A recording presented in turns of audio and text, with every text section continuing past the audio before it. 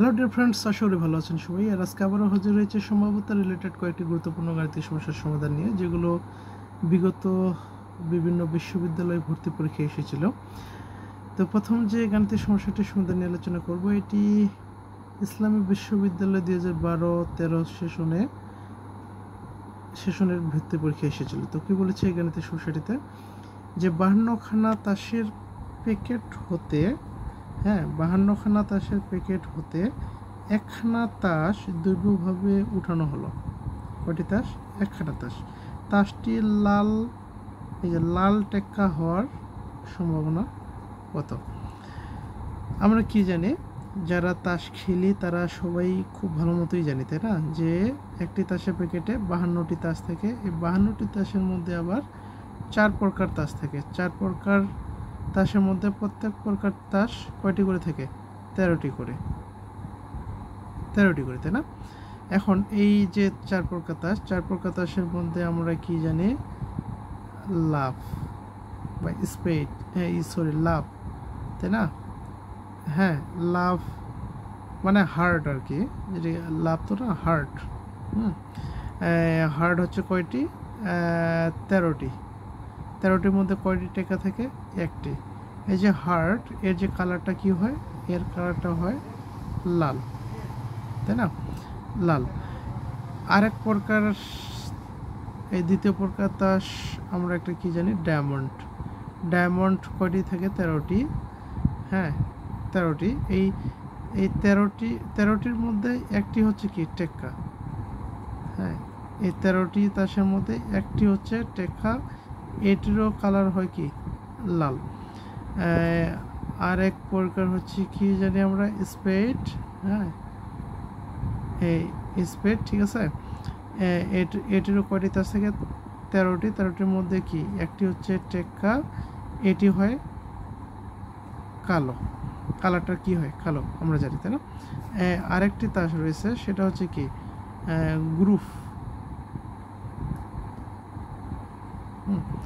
গ্রুপেরও কয়টি তাস থাকে? 13টির মধ্যে একটি টেক্কা, এটিরও কালার হয় কালো। তাহলে এখানে এই যে হার্ট,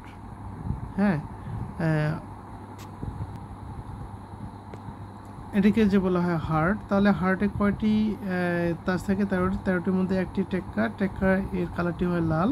আর যে ডায়মন্ড, এরও 13টির মধ্যে একটি টেক্কা, এরও এই তাসেরও কালার হয় লাল। তা আর বাকিগুলো কি? এই বাকি দুটো হচ্ছে কালো। তার মানে হচ্ছে এখানে 13টি কিন্তু কালো, এখানে 13টি কালো, এই 13টি লাল, 13টি লাল, ঠিক আছে। এই যে 2 প্রকারের তাস হয় লাল, আর 2 প্রকারের তাস হয় কালো। তো এখানে বলছে 52টি তাসের প্যাকেট হতে একখানা তাস দৈবভাবে উঠানো হলো, তাসটির লাল টেক্কা হওয়ার সম্ভাবনা কত?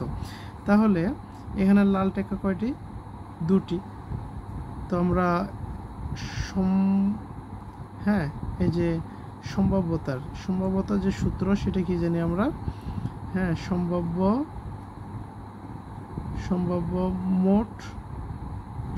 মোট ফলাফল, আর উপরে হচ্ছে কি, অনুকূল ফলাফল।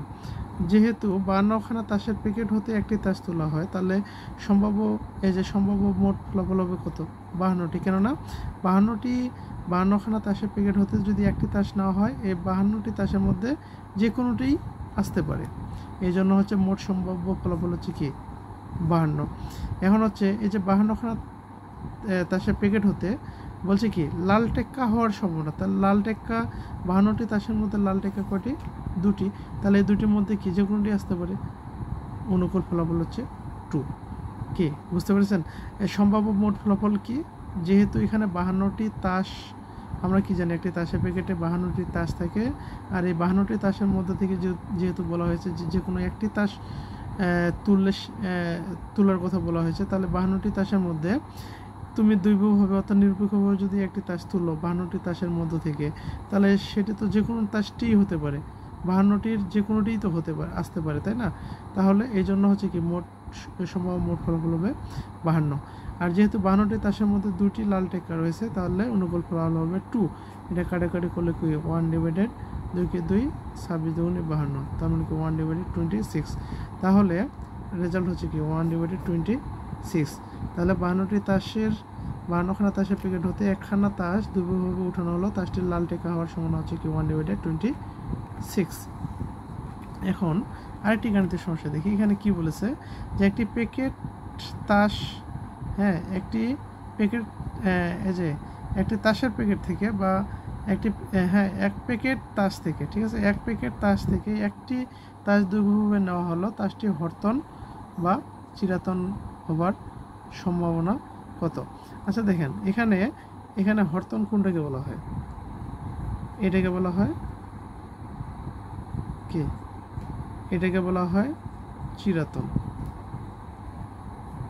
ঠিক আছে।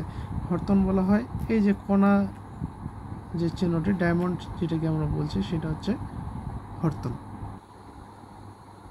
সরি হরতন হচ্ছে এই তাসটি যেটাকে আমরা হার্ট হিসেবে হার্ট বলি, ঠিক আছে, এটি হলো হরতন।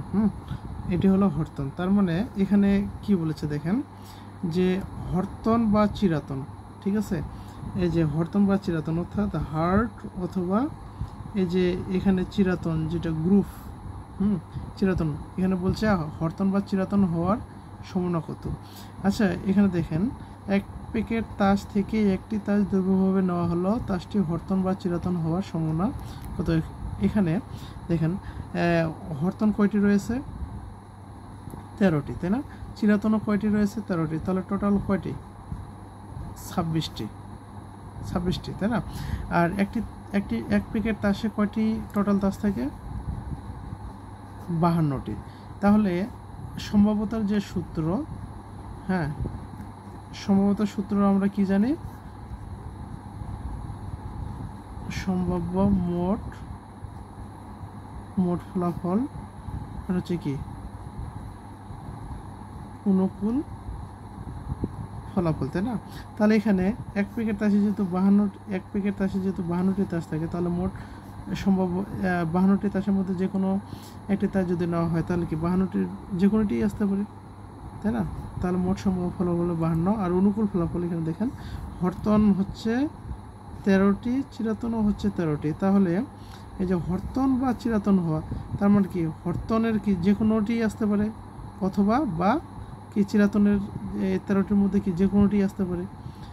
হরতনের 13টির মধ্যে যে কোনোটি আসতে পারে বা চিরাতনের 13টির মধ্যে যে কোনোটি আসতে পারে। তার মানে কি টোটাল কি হরতন প্লাস চিরাতন, তার মানে কি এই 13 প্লাস 13 মানে 26। এই 26 তাসের মধ্যে যে কোনোটি আসতে পারে, এটাই হচ্ছে অনুকূল ফলাফল। তাহলে কি 26কে 26 দুগুণে 52, 1/2, হাফ।